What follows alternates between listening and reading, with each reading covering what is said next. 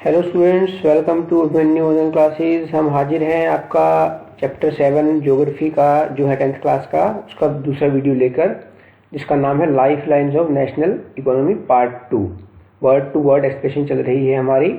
चलिए बिना देरी किए हम चैप्टर को शुरू करते हैं।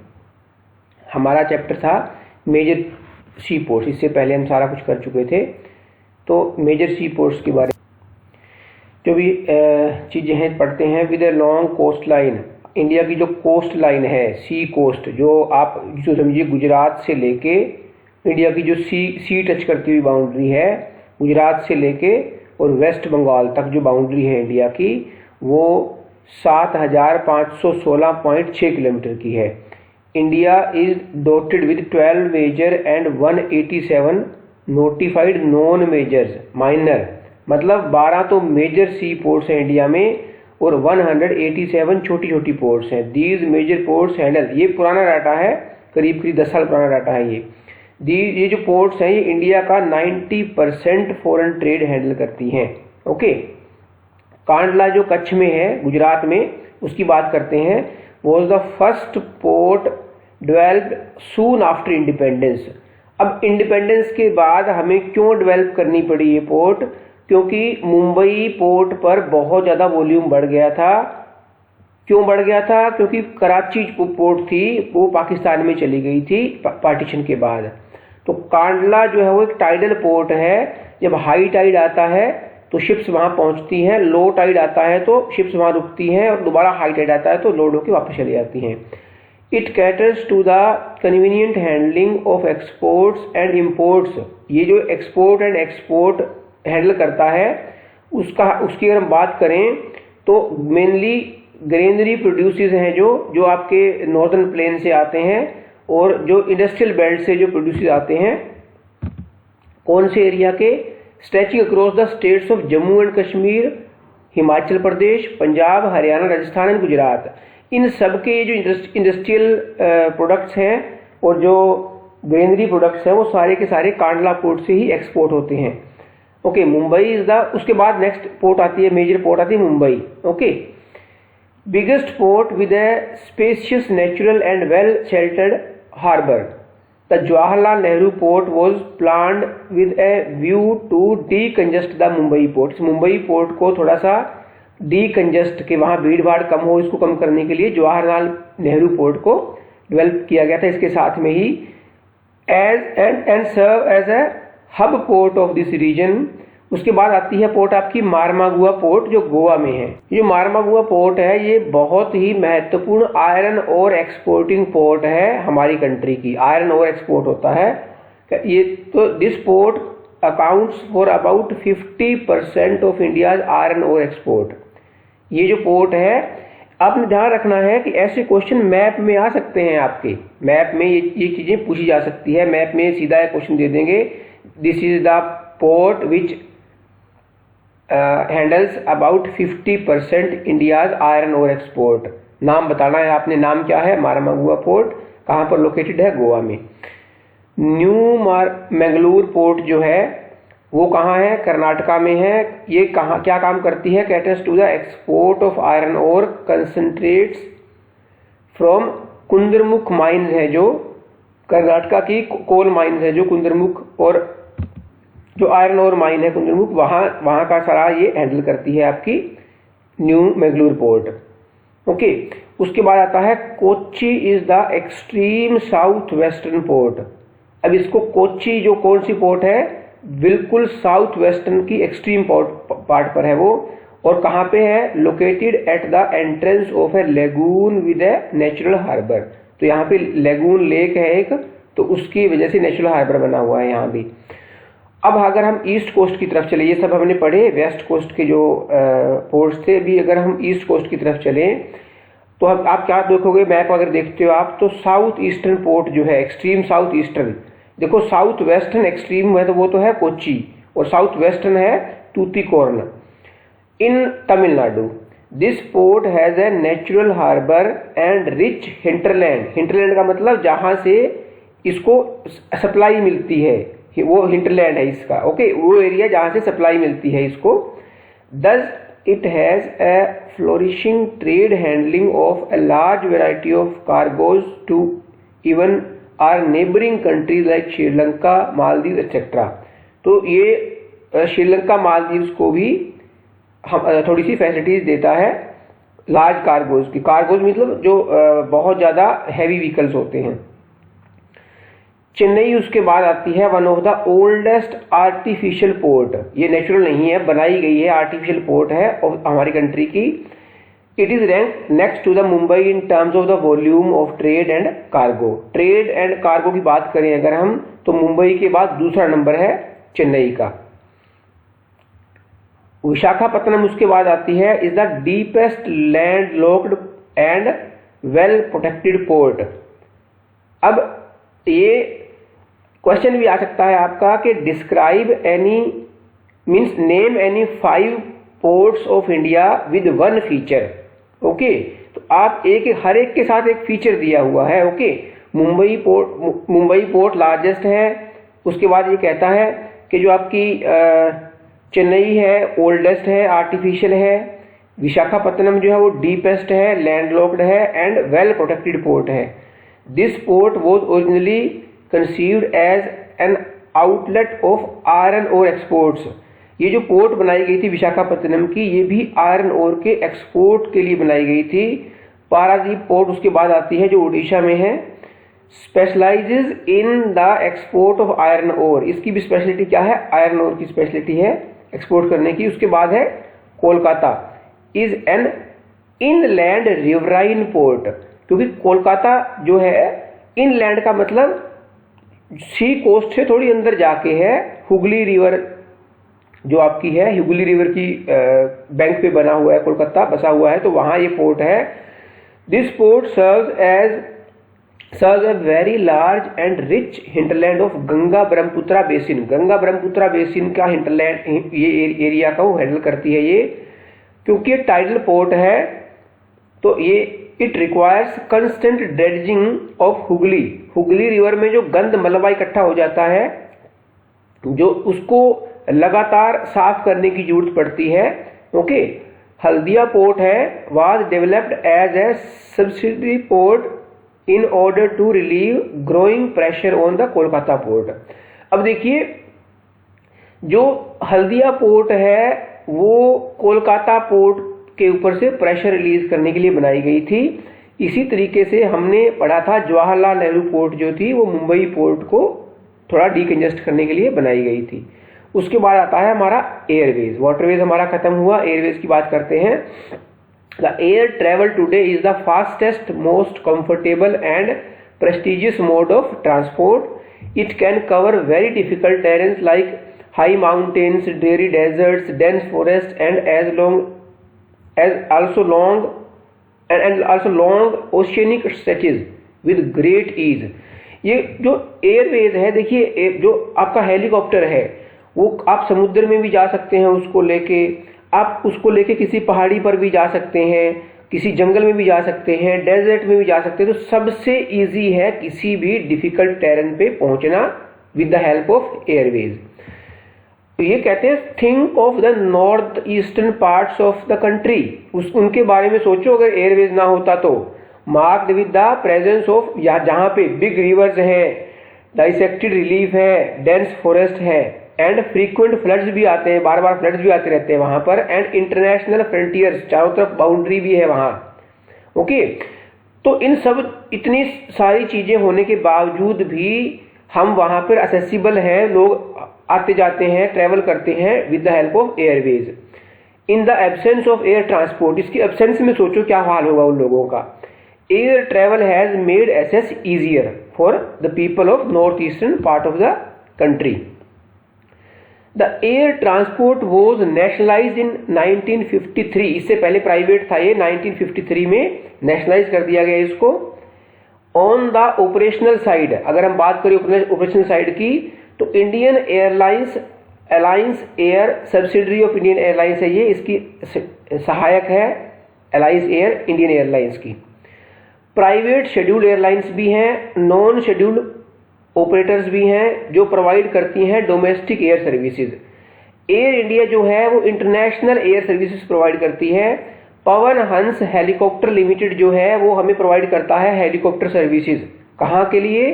To Oil and Natural Gas Corporation in its offshore operation. Okay, ये जो Oil and Natural Gas Corporation है, इसके जो समुद्र के अंदर के ऑपरेशन है उसके लिए पवन हंस हेलीकॉप्टर लिमिटेड हमें हेलीकॉप्टर्स प्रोवाइड करता है। टू इनएसेसिबल एरियाज, इसके अलावा जो भी इनएसेसिबल एरियाज है जहां पहुंचा नहीं जा सकता, वहां ये पवन हंस हेलीकॉप्टर्स हमें हेल्प करते हैं। डिफिकल्ट टेरेंस में भी हेल्प करते हैं, like the north eastern states and the interior parts of Jammu and Kashmir, Himachal Pradesh and Uttarakhand. Indian airlines operations also extend to the neighboring countries of South and Southeast Asia and the Middle East। तो यहाँ पे एक आपका question है, find out the names of the countries connected by Indian airlines. तो यहाँ पे मैंने विकीपीडिया से सर्च करके लिखा है, in United kingdom, United states, Bahrain, Kuwait, Oman, Qatar, UAE, Malaysia, Myanmar, Singapore and Thailand is connected with Indian airlines in south east Asia and Nations like Afghanistan, Bangladesh, Maldives, Nepal, Pakistan and Sri Lanka in the Indian सब continent. यहाँ इन सबको हमारी Indian airlines services provide करती है। Indian airlines flights robust network within the metropolitan centers of India including Bangalore, Mumbai, Kolkata, Delhi, Hyderabad, Chennai are the major centers which operate international flights, and these hubs also connect with third tier towns and cities in the nation। तो ये कहता है air travel is not within the reach of the common people. ये इसकी limitation है। Air travel की limitation क्या है? What are the limitations of air travel? Air travel is not within the reach of the common people.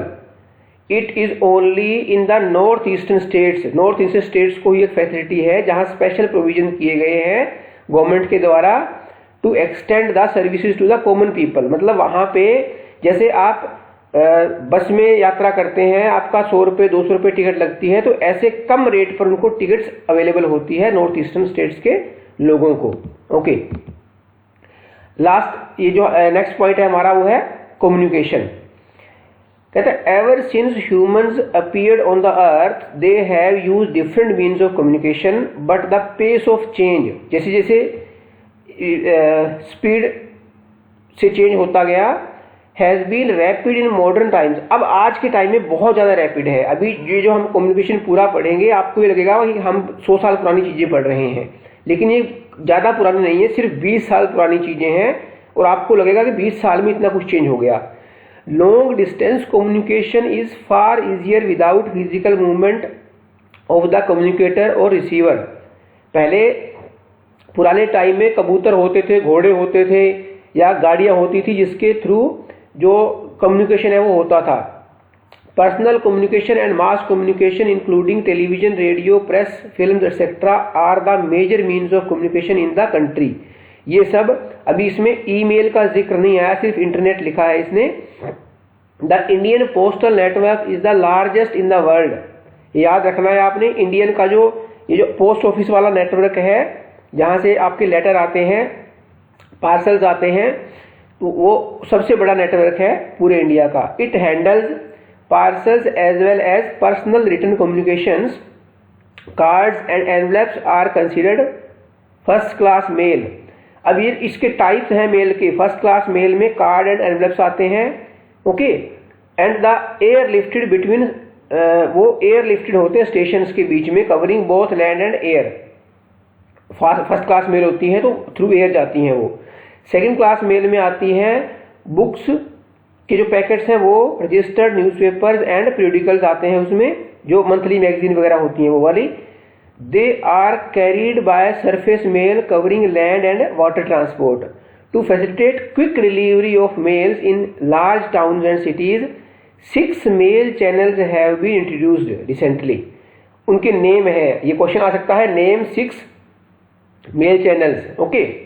तो कौन कौन से हैं? Rajdhani channel, metro channel, green channel, business channel, bulk mail channel and periodical channel. ये कहते हैं March 2010 तक 548.32 million mobile connections were in India. ये कहता है 5 करोड़ 48 लाख, ये समझिए 5 करोड़ सॉरी ये कहता है 54 करोड़ और 80 लाख 32 हजार मोबाइल कनेक्शंस थे इंडिया में 2010 में, मार्च 2010 तक। तो अभी करीब करीब ये ट्रिपल हो चुके हैं। ठीक है, make a comparison with any other country of your choice. किसी भी कंट्री के साथ आप करके देखिए, किसी भी कंट्री में, क्योंकि अगर आप ऑस्ट्रेलिया से करेंगे इसको, तो ऑस्ट्रेलिया की तो पॉपुलेशन ही 2.5 करोड़ है। तो अगर एक आदमी के पास 5 कनेक्शन भी हैं तो भी वो 10 करोड़ कनेक्शन नहीं होंगे वहां पर। और हमारे यहाँ मार्च 2010 में 54 करोड़ 54 करोड़ कनेक्शंस थे। ओके, ये ऐसे कॉल आपने देखे होंगे, कॉल सेंटर्स बने हुए हैं, इमरजेंसी कॉल सेंटर्स जो नेशनल हाईवेज के किनारे बने हुए हैं। ये 2010 की बात है, NH 8 पर बना हुआ है, नेशनल हाईवे नंबर 8 पर। India has one of the largest telecom network. ये जो पेज है पूरे का पूरा NCERT की बुक से लिया गया है। India has one of the largest telecom network in Asia, excluding urban places. More than 2/3 of the villages in India have already been covered with subscriber trent dialing STD। ये बहुत पुरानी बातें हैं, ये 2010 से पहले की बातें हैं, 2002-3 की बातें हैं, जब STD होती थी, जो लैंडलाइन मोबाइल होते थे, उसकी बात कर रहे हैं ये। ओके, अभी तो आप डायरेक्ट, जो STD फैसिलिटी का मतलब होता है कि एक शहर से दूसरे शहर में कॉल करने की फैसिलिटी, तो जीरो।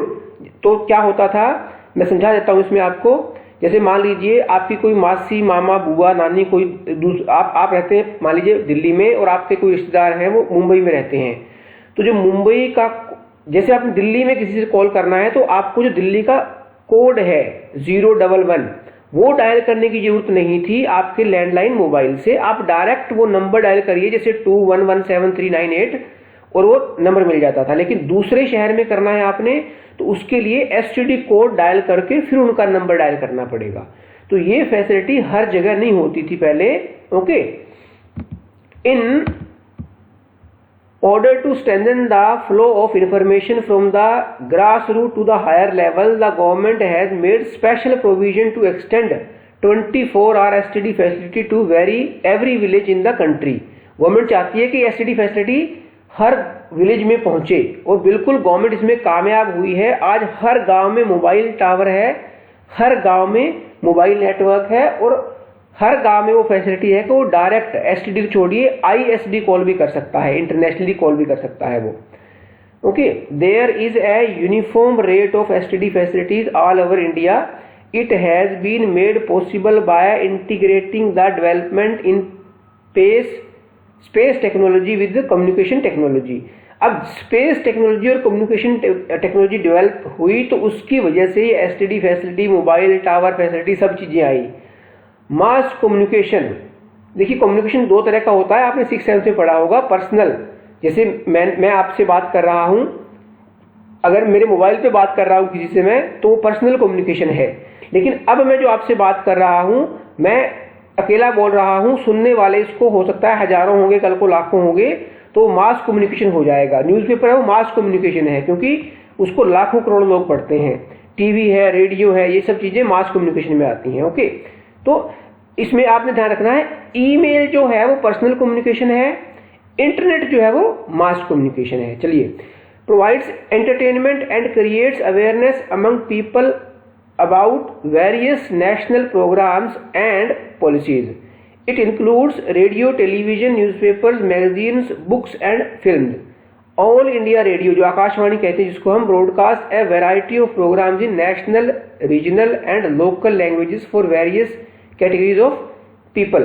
तो जिन बच्चों को अपनी इंग्लिश बहुत स्ट्रॉन्ग करनी है, तो उनके लिए बता देता हूं मैं, जो ऑल इंडिया रेडियो है उस पर सुबह 8 बजे हिंदी में न्यूज आती है। सेम न्यूज इंग्लिश में भी आती है उसके जस्ट उसके बाद में इंग्लिश में सेम न्यूज होती है। जो इंग्लिश हिंदी में बोला गया है सेम इंग्लिश में बोला जाता है। तो आप उसको सुना करिए, सुबह 8 बजे का जो न्यूज प्रोग्राम होता है ऑल इंडिया रेडियो पे।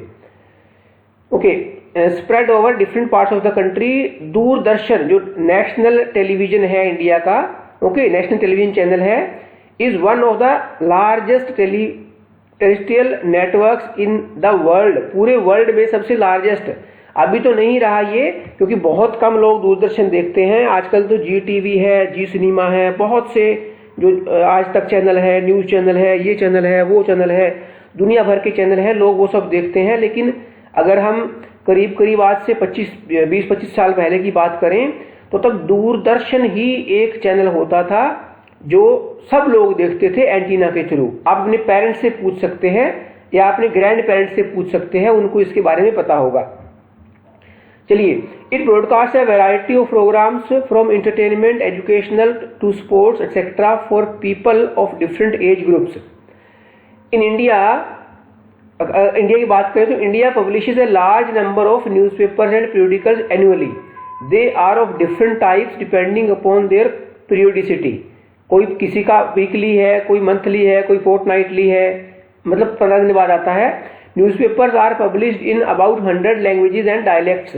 Did you know that the largest number of newspapers published in the country are in Hindi? सबसे ज्यादा न्यूज़पेपर इंडिया में होते हैं हिंदी के पब्लिश, उसके बाद होते हैं इंग्लिश के, नंबर 3 पर उर्दू है। क्या आपको पता था ये बात?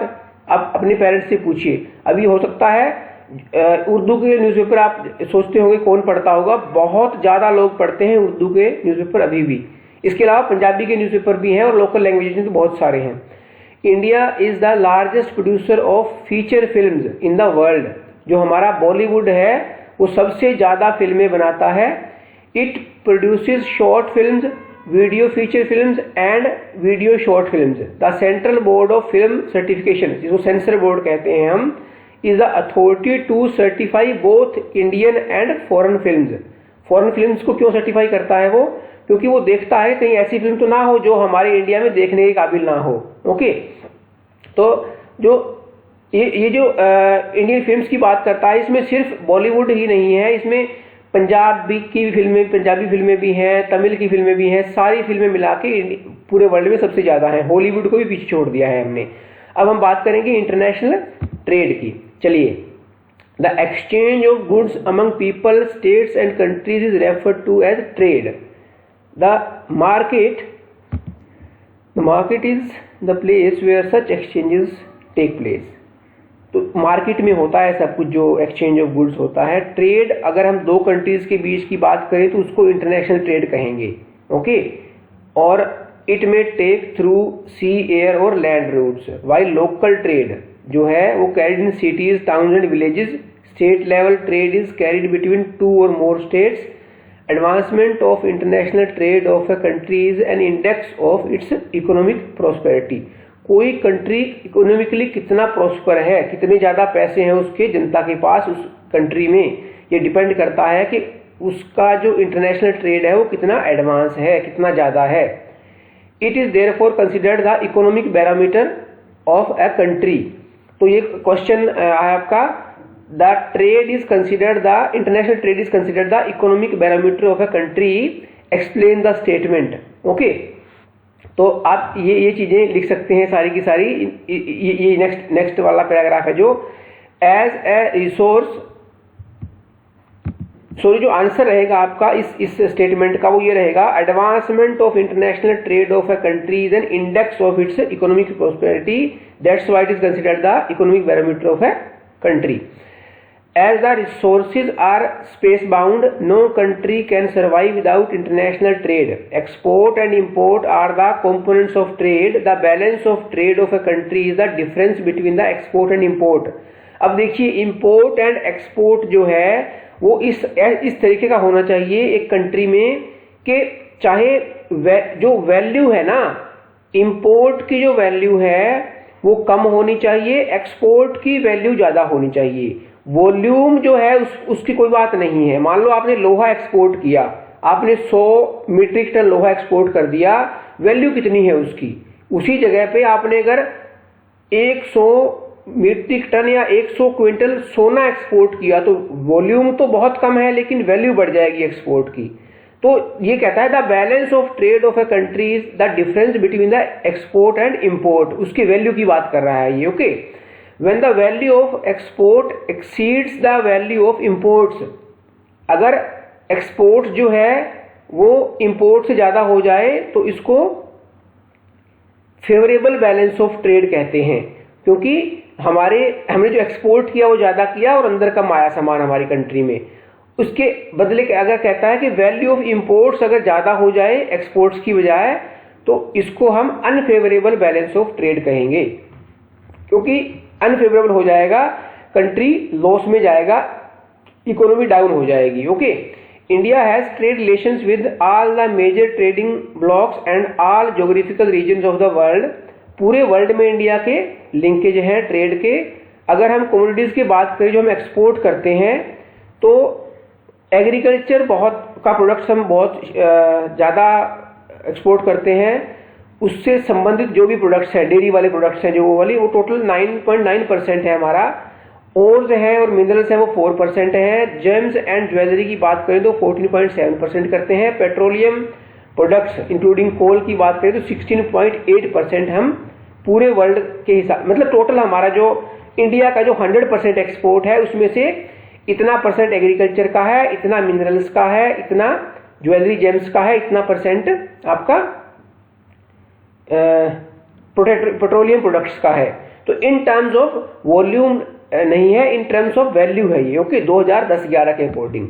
चलिए नेक्स्ट आता है हमारा द कमोडिटीज इंपोर्टेड करते हैं, इंपोर्ट लाते हैं जो इंडिया में, इंक्लूड पेट्रोलियम। देखो पेट्रोलियम एक्सपोर्ट भी करते हैं, इंपोर्ट भी करते हैं। ओके, पेट्रोलियम प्रोडक्ट्स वो 28.6% है। पर्ल्स एंड प्रीशियस स्टोन्स जो 9.4% है। केमिकल्स 5.2% है। कोल, कोक एंड ब्रिक्यूटीज 2.7% है। मशीनरी 6.4% है 2010-11 के according. Bulk imports as a group registered a growth accounting for 28.2% of total imports. अभी जो ग्रोथ हुई है ये 22.8% इंपोर्ट्स में ग्रोथ हुई है। इस ग्रुप की अगर बात करें, फर्टिलाइजर की बात करें अगर हम, इस इंपोर्ट्स में जो आते हैं फर्टिलाइजर इतने परसेंट है, सेल्स इतने परसेंट है, एडिबल ऑयल इतने हैं, न्यूज़पेपर जो का पेपर है हमारा, okay, board manufacture and newsprint वाला पेपर है वो 40.3% है 2010-11 के according. International trade has undergone a sea change in the last 15 years, बहुत ज्यादा चेंज हुआ है पिछले 15 ईयर्स। ये 2010-11 में कह रहा है 15 ईयर्स, आज आप 25 ईयर्स कहिए। Okay, exchange of commodities and goods have been superseded by the exchange of information and knowledge. अब ये जो कमोडिटी एंड गुड्स की जो इंपोर्ट एंड एक्सपोर्ट है ना, जो एक्सचेंज है उससे ज्यादा हो गया है जो सॉफ्टवेयर है, जो हार्डवेयर है वो बहुत ज्यादा इंपोर्ट एक्सपोर्ट होने लगे हैं। India has emerged as a software giant at the international level. तो हमारी जो सॉफ्टवेयर कैपिटल है इंडिया की, मतलब जिसको आईटी कैपिटल कहते हैं इंडिया की, वो बेंगलोर है। तो बेंगलोर में बहुत ज्यादा सॉफ्टवेयर बनते हैं। Okay, and it is earning large foreign exchange through the export of information technology. Tourism भी एक ट्रेड बन गया है। Okay, tourism in India has grown substantially over the last 3 decades. Foreign tourist arrivals in the country witnessed an increase of 11.8% during the year 2010. 2009 की बात करें तो 2010 में 11.8% ज्यादा फॉरेन टूरिस्ट आए। अब फॉरेन टूरिस्ट का मतलब ये नहीं वो घूमने ही आते हैं कि राजस्थान घूमना है, तमिलनाडु घूमना है। कई टाइप के टूरिस्ट हैं, पढ़ते हैं कौन कौन से हैं। Contributing ₹64,889 crore of foreign exchange इन 2010। इतने रुपए का फॉरेन एक्सचेंज आया हमारा 2010 में। 5.78 million foreign tourists visited India in 2010. More than 15 million people are directly engaged in the tourism industry. 15 million, 1.5 crore लोगों को करीब करीब रोजगार मिला हुआ है टूरिज्म इंडस्ट्री में। तो मेडिकल टूरिज्म भी आता है, साइट सीइंग टूरिज्म तो है ही, इसके अलावा बिजनेस टूरिज्म भी है इंडिया में। Okay, tourism also promotes national integration, provide support to local handicrafts and cultural pursuits. क्योंकि आप भी देखते होंगे जब भी आप कहीं जाते हैं एज ए टूरिस्ट, तो लोकल हैंडीक्राफ्ट आप जरूर खरीद के लाते हैं और उनका कल्चर भी कुछ सीख के आते हैं। तो ये नेशनल इंटीग्रेशन का काम करता है tourism. It also help in the development of international understanding about our culture and heritage. Foreign tourist visit India for heritage tourism. किस किस के लिए आते हैं वो? हेरिटेज टूरिज्म के लिए आते हैं, इको टूरिज्म के लिए आते हैं, एडवेंचर टूरिज्म के लिए आते हैं, कल्चर टूरिज्म के लिए आते हैं, medical tourism and business tourism. ये अलग अलग टाइप के टूरिस्ट इंडिया में आते हैं। तो ये था आपका chapter. Please like, share and subscribe. Thank you and have a nice day. चलो थोड़ा सा एक टॉपिक और है, लास्ट वाला जो पैराग्राफ है वो रह गया, बता देता हूँ आपको। There is a vast potential for development of tourism. Potential बहुत ज़्यादा है टूरिज्म का हमारी कंट्री में।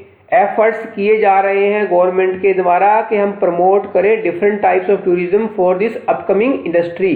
तो आपने देखा होगा आजकल एड्स आती हैं, Himachal tourism, Sikkim tourism, Kerala tourism.